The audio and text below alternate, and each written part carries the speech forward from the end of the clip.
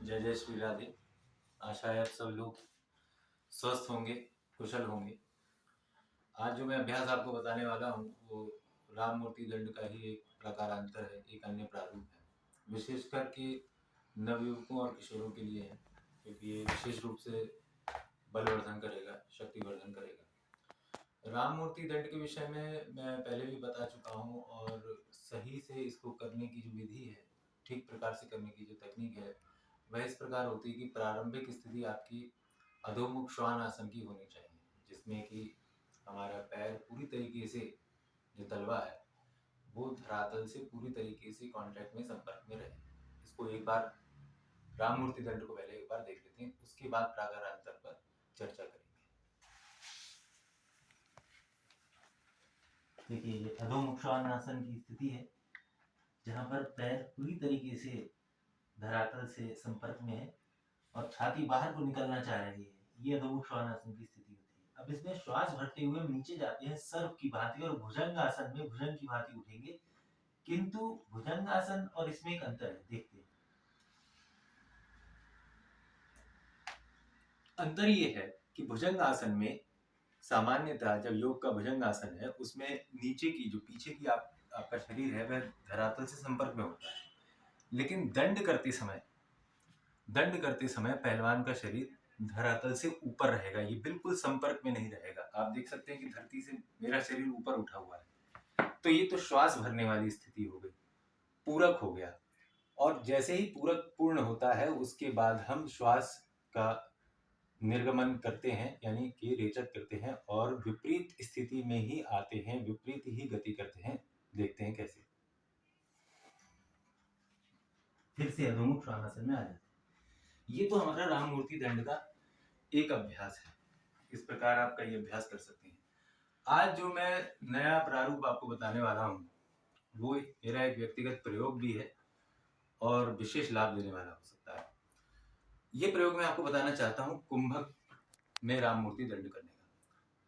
इसका अर्थ ये हुआ कि जब हम अधोमुख श्वान आसन में आएंगे और श्वास को भीतर भरेंगे, उसके बाद हम कुंभक लगा लेंगे। कुंभक लगाने का मतलब है कि श्वास को भीतर ही अपने पेट में, अपने नाभि स्थल में, मणिपुर आदि और मूलाधार आदि चक्रों में उस श्वास की गति को रोकना, उसको नियंत्रित करना, उसको थाम कर रखना।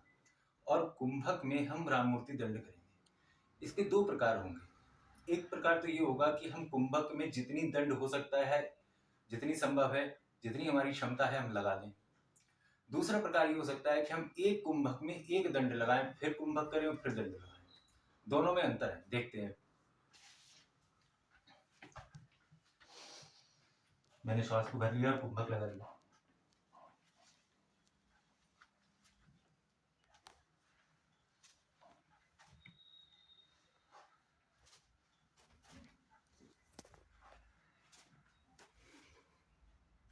दूसरा प्रकार ये हो सकता है कि हम हर दंड में एक बार कुंभक लगाएं,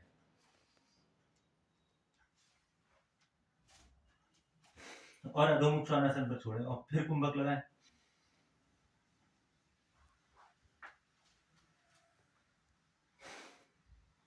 दोनों में अंतर इतना है कि पहले प्रकार से आपको बल और शक्ति में काफी वृद्धि होती है, और दूसरे प्रकार से क्षमता में, यानी स्टेमिना में वृद्धि होती है। अब मैं अपने एक अन्य प्रयोग के बारे में एक विमर्श करना चाहता हूँ, जो कि विशेषकर किशोर युवाओं और वयस्कों के लिए अति महत्वपूर्ण है। कुंभक से भी अगली जो स्टेज आती है, अगला जो स्तर आता है, वह आता है बंद का।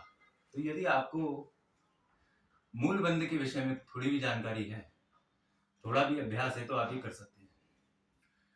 मूल बंद में हमको ये करना होगा कि जब हम अधोमुख श्वान आसन से कुंभक को लगा लेंगे, उसके बाद जब आगे बढ़ेंगे, तब दंड आसन की स्थिति में हम मूल बंद लगा लेंगे। देखिए, एक कैविएट है, एक नियम है, एक शर्त है। मैं ये बता दूं कि जिनको मूल बंद का अभ्यास नहीं है, वो ये अभ्यास ना करें, लेकिन थोड़ा भी आभास है जिनको मूल बंद का, वे ये अभ्यास कर सकते हैं। तो देखते हैं।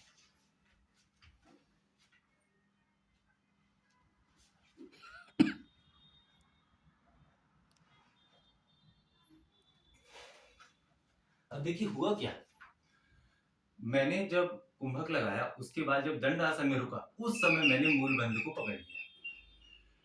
इस तरह आप अभ्यास कीजिए, 10, 15, 20, 25 इस प्रकार से आप अभ्यास कीजिए मूल बंध का। इससे क्या होगा मैं आपको बताता हूँ।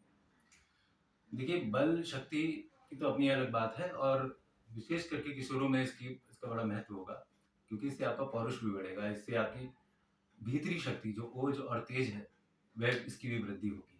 तो एक बार हम और राम मूर्ति दंड को देख लेते हैं अंतिम बार।